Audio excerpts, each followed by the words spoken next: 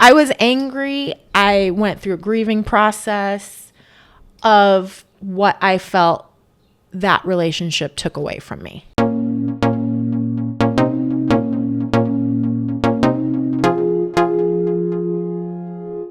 Hey, welcome to Powerful Shares. I'm here to connect. I'm Melissa, and here we discuss powerful, vulnerable, important topics, hoping to reach out and connect with different populations of people out there because we are not alone in our struggles, in our suffering, in anything in life, really. Today, our topic is on intuition, and my guest is Gina, and she is going to share a story when she followed her intuition regarding a relationship. So, Gina, thank you so much for coming. Thank you for asking. I'm happy to be here. I'm happy to have you. So I'm excited to hear your story. Yeah, it's a good one. Yeah. Okay. Do you want to just jump in? Let's go. So where do you want me to start? Basically, the date. Beginning. Let's start at the beginning. So around 2018, I was probably around in my 40s. Okay. 40, 41, in a relationship going on 9 years with a man who is 8 years younger than me. So met him, fell in love, met him on working on a show. Okay. And on the road, thinking this is only a showmance. This isn't going to go anywhere. This is temporary, yada, yada. Fast forward, he's at the end of the show, he says, I say, I'm going to miss you. This is, I thought it was over. And he goes, oh no. He's like, I'll see you in California, because it was a road show. He lived in Ohio. Okay.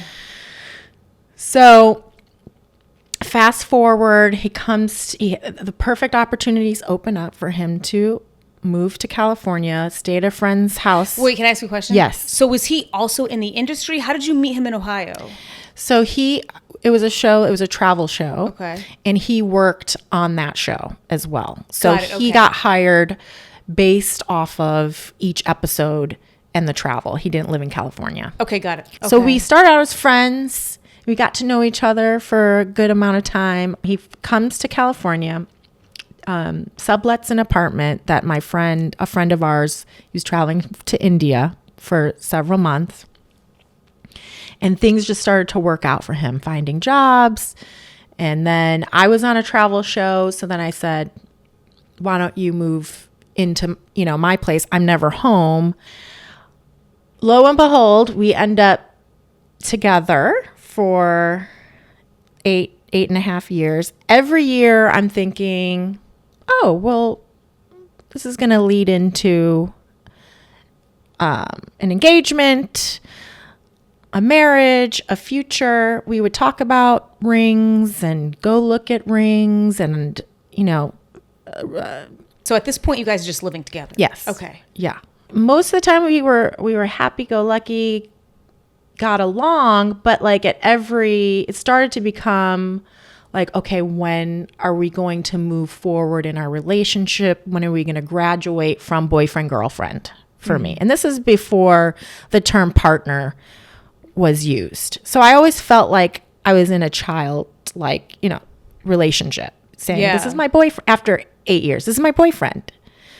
I think if if I used the term partner, it would have maybe slowed, I would have felt more connected. However, right, because you're now in your 40s. Yeah. Yeah. So that word gets young. When we met, I was 34. He was 26. Okay. So I always lent him the excuse of, oh, it's because he's younger that things aren't progressing or things aren't being discussed. And it was a lot of things I made excuses for about him.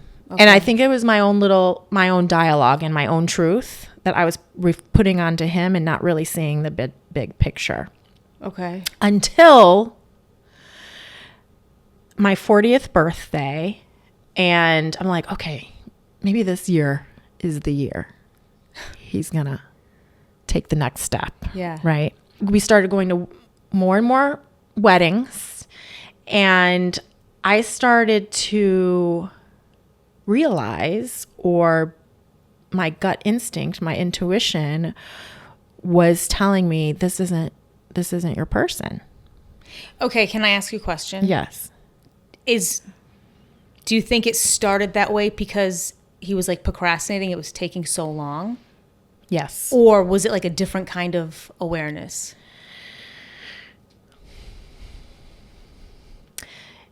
It was a little bit, it was both. Okay.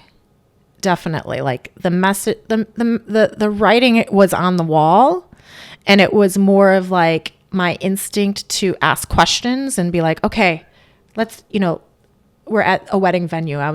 Let's go look at these other venues. Let's go look at this and da da da. Oh, so you were looking at venues? Yeah. Oh, okay. Yeah. Well, when my friends were getting married, I'm like, this is so beautiful, like this winery or what have you. This would be perfect.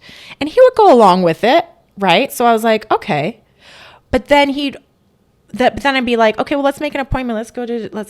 Let's go see this place maybe tomorrow or whatever. He's like, we can wait. We can do this another time. I like directly asked him, like, why don't you ever want to talk about this? Okay. Why don't you ever want to move forward? Like what's going on? And he's like, I don't want to talk about this right now. And it was that moment that like, I was like, why, this isn't, the writing's on the wall. This isn't right. Yeah. Yeah. So, and there were other situations happening before that where I just realized like we were good friends, but there wasn't the connection. There wasn't the conversation. Well, did the connection fizz away over time? Yes. So it was there, and then you felt like when you sat with it and analyzed it, you're like, oh, I think actually the connection's like where we dissolving. we didn't talk. We didn't, I realized like I want to be with somebody that I can talk about anything with. Yeah. And he's he's a solid stand-up guy, but what's the word I'm looking for? The vulnerability, the openness that I want in a relationship. Yeah. Wasn't there. When we were younger, you look for other things. It's just about in the moment. It's about having fun. And then I started to realize I'm not happy. Yeah. I'm like, I love this person, but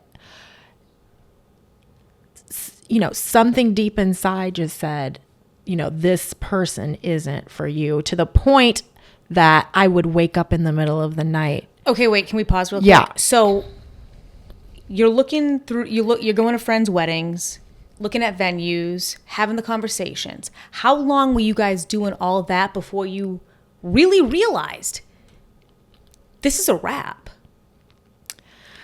I believe it was a September wedding of 2018, and it was a week and a half, 2 weeks later that I said, I think we need to take a break, and I think you need to move out. So there was a defining moment. Yeah. Where it sort of clicked. It was that moment that he decided he didn't want to have that conversation. My conversation with him was, I want to grow. I don't, and he was like, I'm happy where we are. Why do we have to change anything?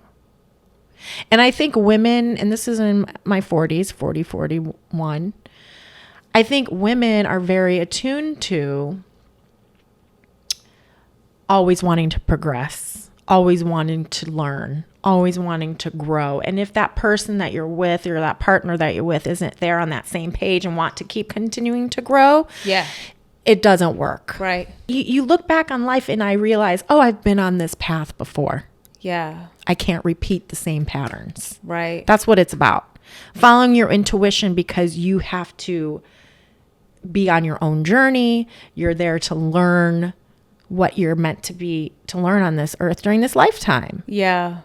Right? And I was stagnant and not growing because I was supporting somebody or giving that like giving that energy too. Right. So you're trying To to help grow him. Grow, exactly. So you're using all your energy to grow him rather than growing yourself. Yes. But you can't grow him. Exactly. Yeah. And that was the pivotal moment where I'm like, wait a second. Right? Yeah, that's powerful. Wait, so can I ask you? Yeah. Okay. So were you filled with sadness and sorrow because you kind of knew that this was the end? Or was it something that you felt like you had already sort of mourned and grieved through the later part of the 8 years? Do you get what I'm saying? Yes. Because in your case, it sounds like you had this, you became aware and then that was it. And it was almost sounds like not a shock, but maybe a shock.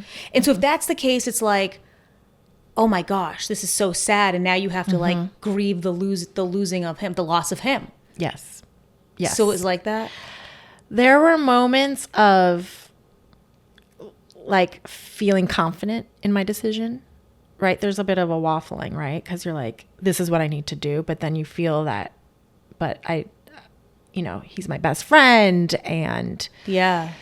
missing that person when you come home and knowing his family and, his niece and nephew call me auntie. It's all those things that kind of For 8 years. pull at your heartstrings. I'm talking to my friends, asking for their advice. They're kind of on my side because they know the future I'm hoping for.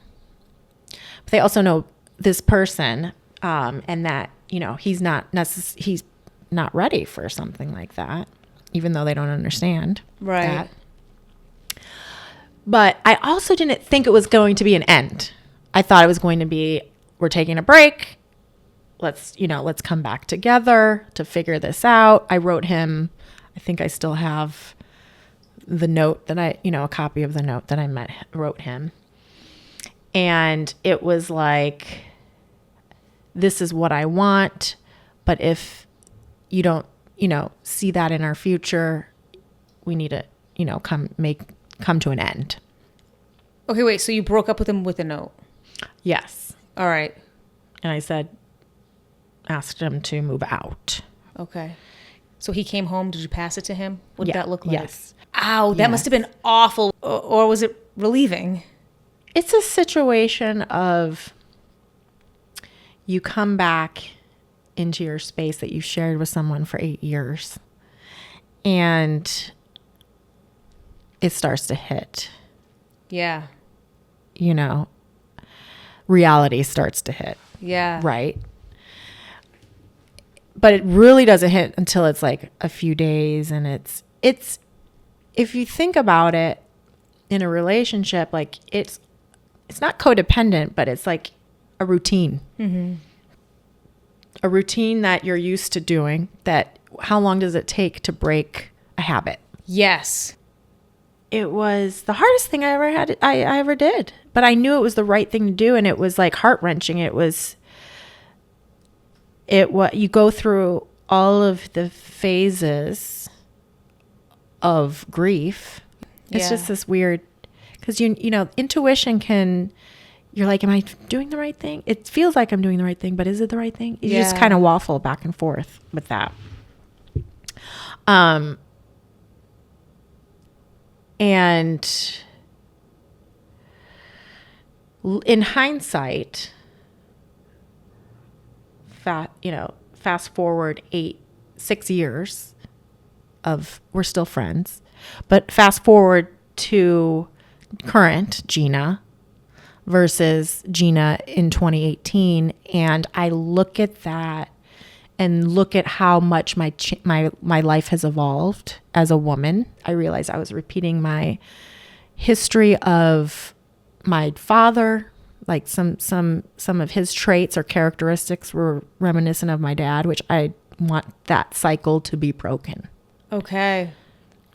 So wait, now I'm really getting into the deepness of it. Yeah. Because that's where my awareness became as well, like recognizing things in our relationship that I've repeated in past relationships, but it's congruent with my childhood.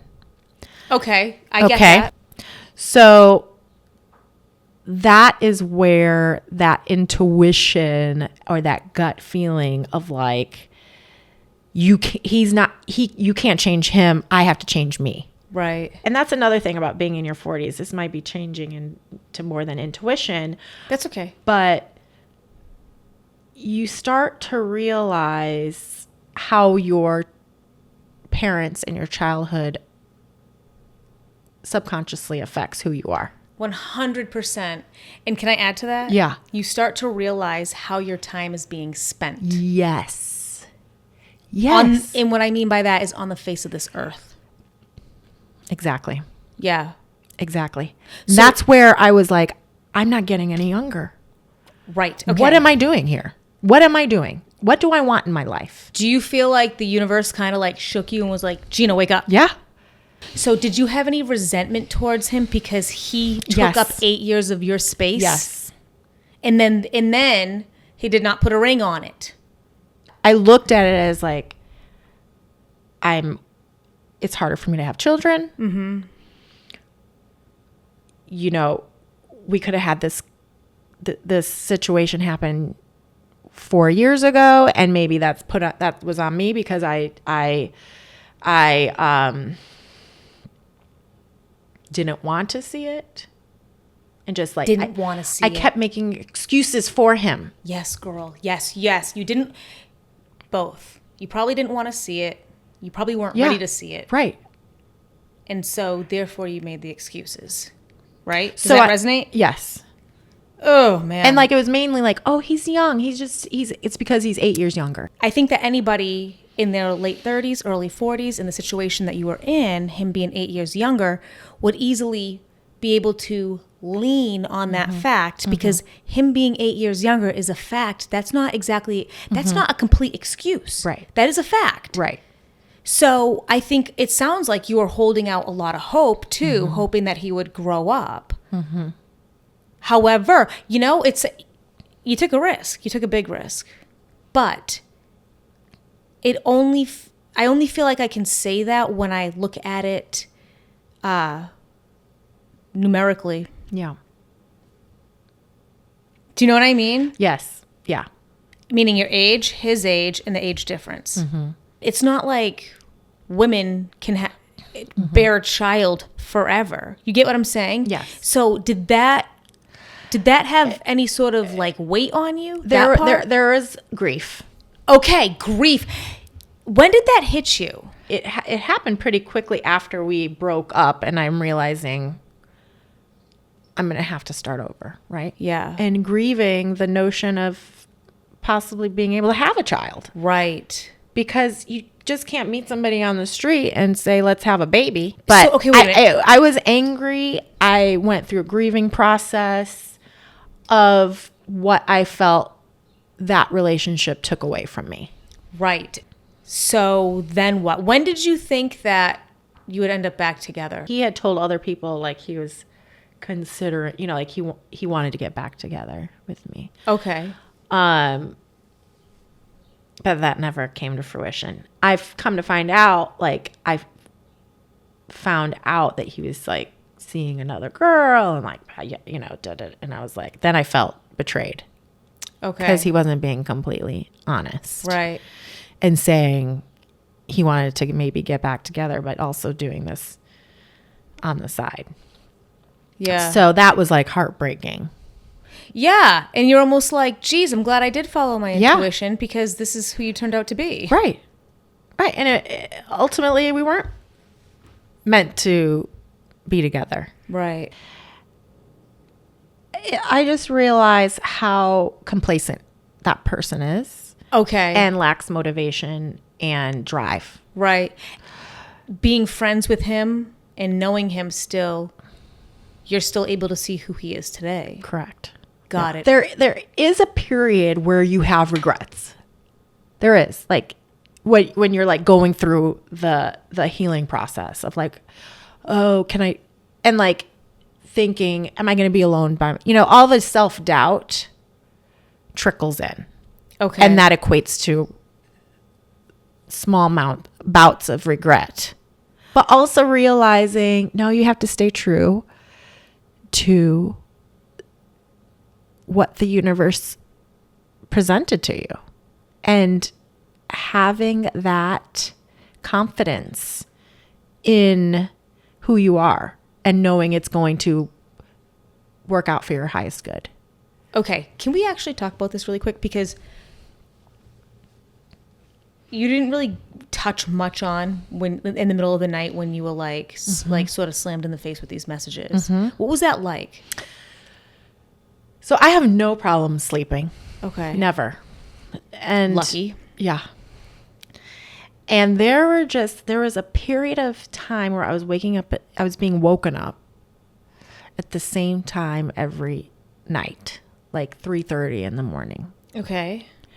Where it was just like this, Gina, like you said, I need to wake up. I need to wake up and see what's really going on. Oh, you had this, so it was like this like overall knowing? Yeah. Oh. And that knowing has presented itself in other periods of my life where it's like I'm forced to listen. It's something I can't shake. Got it. Okay. And it's like that presence, that voice of this needs to happen and it's going to be okay. But Wow. this is what you need for your being and who you are and who you're destined, the path I'm destined to be on. Right. And who knows what that's going to look like. It's just a walk of faith, Yeah. which I've had throughout my whole life in careers, in relationships, in friendships, where it's like, you're shook. So that was like a constant for a period of time where I was just like, okay. You have to finally look at it. Yeah. Got it. And just know, like, I just knew like I would be happier alone. Like that's how unhappy I was in that relationship. Oh, wow. So it was like I was just like, what am I doing? And I'm just going to let time keep going and passing me by where I could maybe find the love of my life, that everything that is meant to be for the relationship I'm wanting or desiring is I can't find that with this person. And, he's not happy. I can't make him happy. I've got to make myself happy. Right. Wow. You know what I mean? And Yeah. it almost feels it's hard for you to choose yourself. Especially in your 40s. Totally. Meaning like from a relationship, because now it's like you have to start over. It's scary. It's so scary. It's fear of the unknown. So were you terrified? Fear of yeah. But it's also like, take that leap of faith. Right. And I continue to do that. And you're super glad Today. that you did, right? Yes. I'm more independent. I know myself. So I got to relearn who I am, who Gina is, which I firmly believe was the cycle I needed to break because my mother was so doting on my father to make him happy and make him a better version of himself, where he never reciprocated that with her. And I was repeating those patterns. Oh, wow. You could see it. In my relationships. And I could see that. And that's just who I am. I'm very, supportive and I'm loving and I want people. I'm a cheerleader. Mm-hmm. I see the good in people. But they have to see the good. He never saw the good in himself. Oh, did he see the good in you? Yeah. But he didn't see the good in himself. Right. Oh, wow. Yeah, there's only so much that you can do. It's kind of like, how we can't really, we have to look to ourselves to find happiness rather than rely on other people. Yes. Yeah. I mean, it's like he has to see it within himself. Well, and that's where I've learned to figure it out myself and the happiness for me. The energy I was giving to that other person, I had to give to myself. Right. And now I feel like I'm evolving into that person where I'll meet the match of where I am today. Amazing. To me though, it's like so brave just to be able to like do all of that after 8 years, after so much history, in your 40s. It's a fear of being alone, of Right. maybe not finding anybody. But also, I think that's what keeps people in relationships that they shouldn't be in. Ooh. Is the fear of being alone. Literally alone, meaning no kids, no significant other, literally alone. But you keep moving, you keep building your foundation. I have my amazing friends, Right. friendships. I've met you. I get the love and companionship from my tribes. Right. So can I ask you, are you afraid of being alone? It doesn't seem like you are. Nope. Oh my God, Gina, that is so powerful. That is huge. I'm actually excited. I get excited about the future because it's still an open book. I love that It's perspective. still like, I have no idea. Like I can meet whoever tomorrow, or I can meet whoever when I'm 55. Right. But whenever I meet that person, it's going to be the right timing. It's going to be the right energy. It's going to be the right match. And nothing is permanent. I'm realizing in life. You can Right. you can fall in love and lose that person to an illness. Right. No, that's But true. That's so true. But like I'm 41. I'm definitely afraid of being alone. You're 47. You're not afraid to be alone. That's powerful. Do you know what I mean? Because I think there are a lot of women that are afraid to be alone. Yeah. Like you said, just like you said. And what happens? They stay in relationships, Right. or situations because of that. Right. But when you meet somebody, you're going to be that much more grounded and secure within yourself. I'm happy. I'm happy knowing Gina. I'm happy knowing who she is. Right. And once I find, if I do find something, maybe it'll just be like a year or two, a relationship that's a year, 2 years, a month, I don't know what it's going to look like, Right. but I'm going to enjoy the journey. Yes. Ooh, I like that. Enjoy the journey. Right? Because we can circle back to your intuition. Your intuition leads you to what is intended for your best and highest good. And you have to listen to become the person you're meant to be. Wow. You just do. You have to be confident to listen to it. Because what I believe is like, if I didn't listen to that, I would be repeating a life cycle. Like, I believe in a lot of different things. I'm very spiritual. I believe in reincarnation. I believe I'm here for a reason. I believe I'm here to learn a specific set of lessons Okay. for me not to go through it again. Okay. So if I stayed in the fear of lived in the fear of just being with someone, because I was afraid to be by myself, I would never get to the point of where I am today, where I know who I am. Oh, got it. Okay. And I have more awareness and confidence and gratefulness and joy because I decided to